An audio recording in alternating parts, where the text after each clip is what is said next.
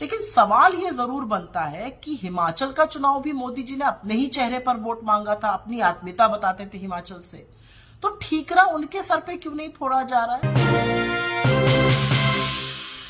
12 नवंबर से 5 दिसंबर के बीच में इस देश में, गुजरात में, हिमाचल प्रदेश में, दिल्ली के नगर निगम में और 7 उपचुनावों में वोटिंग हुई। वोटिंग के नतीजे आने के बाद एक बात तो साफ है कि चुनाव के पहले भारतीय जनता पार्टी की सत्ता दिल्ली के एमसीडी पर थी, गुजरात में थी और हिमाचल में थी।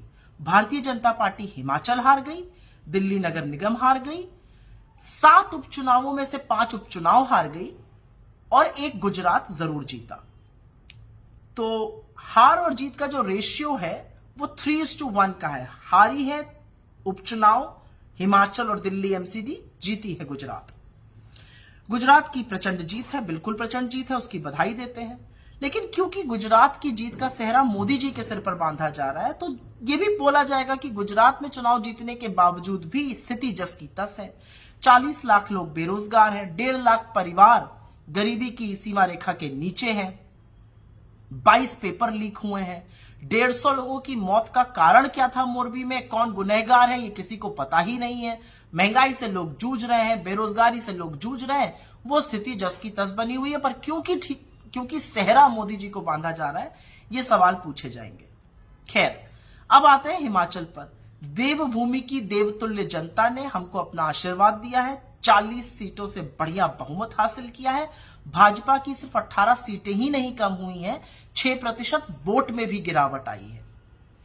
हमने तो खैर चुनाव मूल मुद्दों पर लड़ा था, चाहे वो पुरानी पेंशन स्कीम हो, अग्निवीर की खिलाफत हो, सेब बागानों की बात हो और बेरोजगारी से जूझते लोगों को राहत देने की बात हो। लेकिन सवाल यह जरूर बनता है कि हिमाचल का चुनाव भी मोदी जी ने अपने ही चेहरे पर वोट मांगा था, अपनी आत्मीयता बताते थे हिमाचल से, तो ठीकरा उनके सर पे क्यों नहीं फोड़ा जा रहा है? और तो और भाजपा के राष्ट्रीय अध्यक्ष श्री जेपी नड्डा जी का तो ये गृह राज्य क्षेत्र है, उन्होंने बड़ी मनमानी से इधर उधर टिकट बांटे थे। तो जीत का सेहरा गुजरात में मोदी जी पर, यहां पर ठीकरा फोड़ा जाएगा किसी छोटे नेता पर। खैर, कोई बात नहीं। अब बात करते हैं इस चुनाव में आम आदमी पार्टी की भूमिका की। आम आदमी पार्टी की गुब्बारे की हवा तो इस चुनाव ने निकाली है। अरविंद केजरीवाल जी भविष्यवाणी करने वाले ज्ञाता बन गए थे, अखबार पे, पेपर पे लिख कर देते थे कितनी सीटें आएंगी। 90 का दावा किया था गुजरात में, 5 पर आ गए। और तो और बात करते थे हिमाचल में सरकार बनाने की, 0 वोट शेयर और 0 सीटें आई हैं। तो कोई पूछे अरविंद केजरीवाल जी से, आपने पहाड़ से पलायन क्यों किया और आप क्या सोच के गुजरात लड़ने गए थे? आप हर उस जगह क्यों जाते हैं जहां पर आप सेंध उन वोटों को मारते हैं जिसके कारण भाजपा की जीत सुनिश्चित हो जाए?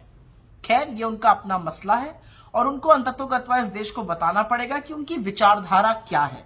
वो क्यों बलात्कारियों की रिहाई पर चुप हो जाते हैं, वो क्यों ड्रग्स पे चुप रहते हैं, वो क्यों दंगों पर चुप रहते हैं, वो क्यों बुलडोजर चलने पर चुप रहते हैं, लोग पूछना चाहते हैं। और दिल्ली की जनता ने आपको एक बहुत बड़ा सबक सिखाया। ऐसे वैसे नहीं जिताया दिल्ली की जनता ने, दिल्ली की जनता ने आपको इसलिए जिताया है क्योंकि आप एक क्षेत्रीय दल है, आप अपनी जिम्मेदारी का निर्वाह अच्छी तरह से दिल्ली में कर पाइए, इसलिए दिल्ली की जनता ने जिताया है, क्योंकि आपकी आदत है दोषारोपण करने की और इधर उधर की बातें करने की। खैर, जो उपचुनाव हुए उसमें से 2 को छोड़कर 5 उपचुनाव भारतीय जनता पार्टी हार गई। राजस्थान में, छत्तीसगढ़ में, उड़ीसा में, उत्तर प्रदेश में। इन चुनावी हार का मतलब क्या है कि जो मूल मुद्दे हैं, जो बेरोजगारी का मुद्दा है, जो महंगाई का मुद्दा है, जो गरीबी का मुद्दा है, जो कम आय का मुद्दा है, जो नफरती माहौल फैलाने का मुद्दा है, उससे यह देश उकता चुका है और निजात पाना चाहता है और इसी को लेकर हम भारत जोड़ो यात्रा चला रहे हैं। तो मुझे तो उपचुनावों के परिणाम में बहुत शुभ संकेत नजर आता है। अगर आप वाकई में देखिए तो गुजरात के बाहर इस देश ने भारतीय जनता पार्टी को नकार दिया है और इसी के कारण भारतीय जनता पार्टी के मुख्यालय पर जो बढ़िया जश्न मनाया जा रहा है वो एक्चुअली भ्रमजाल फैलाने का काम है।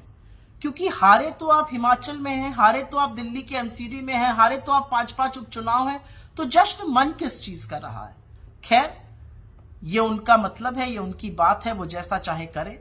हम तो जिस जनता ने हमें हिमाचल में जिताया उसका अभिवादन करते हैं और गुजरात की जनता को यह विश्वास दिलाते हैं कि एक नई परिकल्पना से, एक नई सोच से, एक नए तरीके से आपसे फिर से जुड़ेंगे।